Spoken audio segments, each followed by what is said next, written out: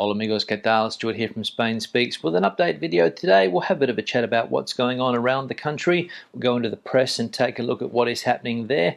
And then at the end of the video, we'll go into the comment section and take a look at what is happening there also. Plenty of stories around today. Heat waves, energy prices, the vaccination plan, dwarf bullfighting, just some of the stories that we'll take a look at today. So let's get into the news, and the first paper we'll look at today is El País, and we can see this headline: Las autonomías comienzan a buscar gente a la que vacunar contra la COVID. So Spain's autonomous communities have started looking for people to vaccinate against COVID-19. The Balearic Islands, Catalonia and Andalusia have set up vaccination points without previous appointment. So there we go. It looks like some of the autonomous communities around the country are having trouble finding people to vaccinate. I think we saw yesterday that more than 60% of the population have completed vaccination, and I think the government's plan is to get another 10% of the population, 70% of the population, completely immunised against COVID-19 by the end of next week. But if people are no longer asking for appointments, it might be difficult to reach that target. So what's going on? Why have things slowed down? Maybe it's got something to do with the fact that the majority of the country is on holiday at the moment. People have moved away from their autonomous communities to spend the summer in another part of the country. Or is it because Spain has reached the maximum amount of people that wanted to be vaccinated and the other 38% more or less are a little bit skeptical? To be honest, I've got no idea, but the answer could be somewhere in the middle. Now we'll turn our attention to energy prices, and prices are again hitting record levels in Spain. I think the peak yesterday was 111 euros per megawatt hour, and today apparently another record will be set. And as we can see here, el precio de la luz marca este miércoles su tercer máximo consecutivo en el inicio de la ola de calor. So today, Wednesday, will be the third consecutive day of energy price highs just when the heat wave is about to start. So the price of energy in Spain and other European countries at the moment seems to have no limits. And I read somewhere yesterday that prices are not expected to stabilize until March 2022. So what do these high energy prices mean for a lot of people? Well, for some, it means that they're starting to look for alternative sources of energy, for example solar. And as we can see here, el autoconsumo como respuesta a las subidas históricas de la luz.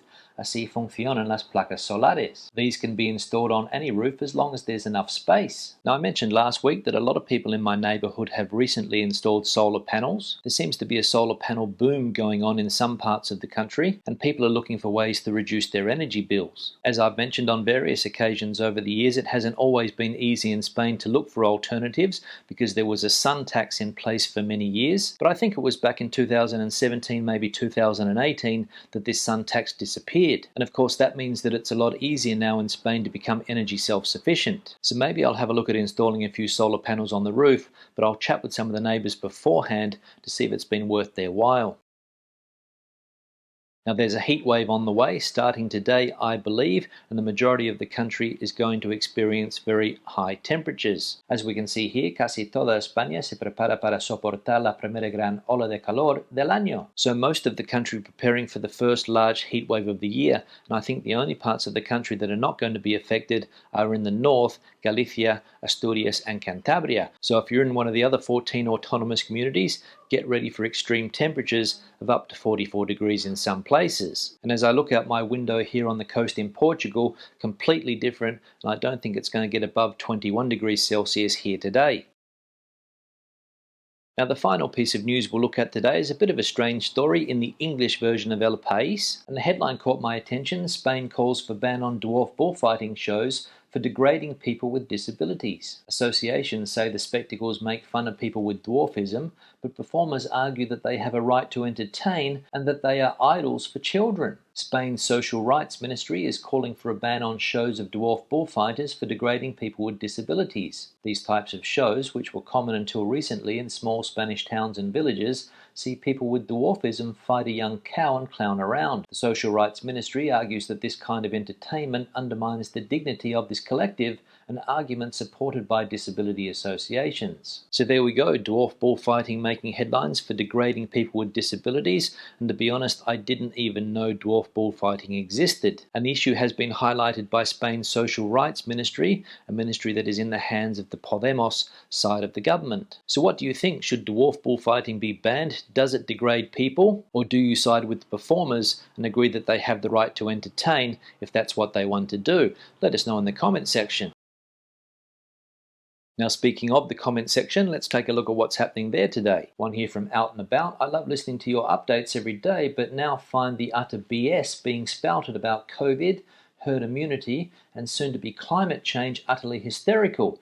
Do you really believe this nonsense, Stu? Yeah, Out and About, thanks for the comment, and good to see that you like listening to the videos every day, even though that you find some of the subject matter utter BS. And do I believe this nonsense? Do I believe a lot of the things that I read about COVID? Yes, I do. Do I believe the stories on climate change and that a lot of the Mediterranean countries are going to be affected by it?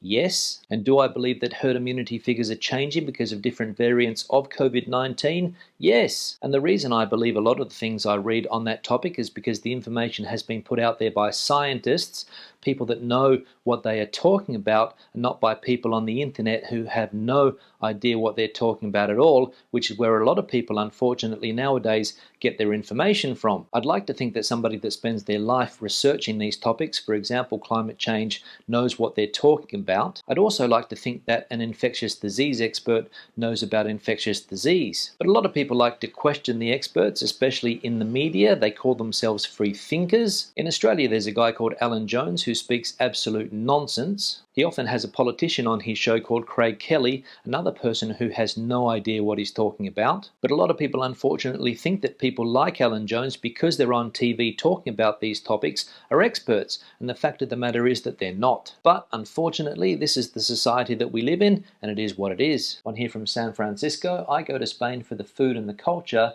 not for the beaches, because I live in the Caribbean, Puerto Rico, and the beaches there are the best in the world. Your San Francisco Discovery, thanks for the comment, and obviously if you come from Puerto Rico, a place that has fantastic beaches, you're not going to come to Spain for its beaches. But a lot of the people that do come to Spain for the beaches are coming from countries in the north of Europe, places that don't have very good beaches, if they have a beach at all. And another thing people are looking for in Spain from those European countries is good sunny weather with high temperatures. But as we know, Spain is a very diverse country. There's something for everybody. There's good beaches, there's fantastic mountain areas, there's plenty of culture, and there's also good food. So as I said, something for everyone in Spain. One here from Moravian. Ola Stewart, read the village for sale for €1 million. 1,800 square meters is tiny. You sure you have that right? If that is all it is, it's only worth about €30,000. If that. Eurobian, thanks for the comment. I've been able to find the property on a real estate portal, so we'll take a look. And as we can see here, Masia for sale in Camarasa,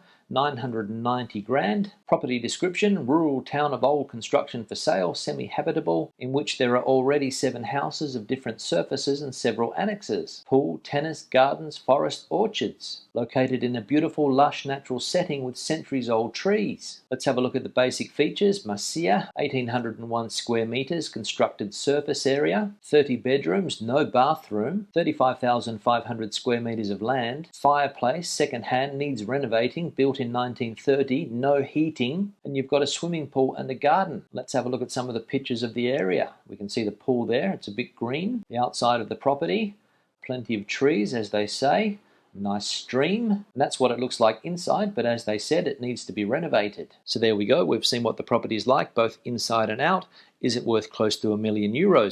That's the question. One here from Richard. Ola Stu, keep up the good work. Update from Melbourne. We are now in the middle of lockdown 6.0. I don't think anywhere else in the world has spent as much as us in lockdown. No leaving the house except to do outdoor exercise or grocery shopping.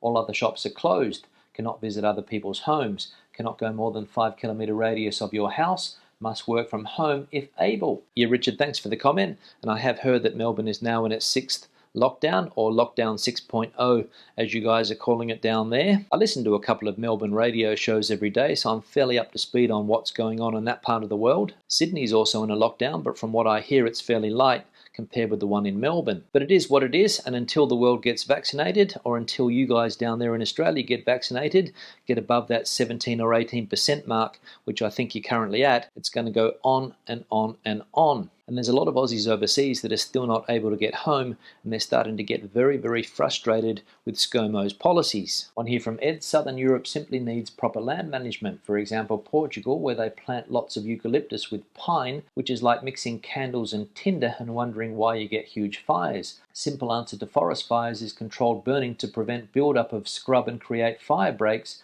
which is heavily regulated in California, but that would spoil the story, I suppose. Yeah, thanks for the comment, and you're right, here in Portugal, or at least this part of Portugal, the only trees you see are pines and eucalyptus. And as we know, Portugal has had serious problems with bushfires over the last few years. I was reading earlier today that the eucalyptus tree here in Portugal was first introduced by a guy called Joseph Banks back in the 1800s, who thought it would be a good idea to take one from Australia and bring it to Portugal. The eucalyptus tree here has become a very big industry. It grows very, very quickly, and Portugal has a very important paper industry. And that, I imagine, is why the country is riddled with eucalyptus trees. And as we know, eucalyptus trees do burn very easily, but they also regenerate very quickly. And that, I imagine, is why they are the tree of choice for the paper industry in this country. And as we all know, when something becomes an industry and people start making money, it's very, very difficult to change. But I also think that a lot of fires in Portugal and Spain could be avoided if people didn't throw their cigarette butts out the window in the middle of summer,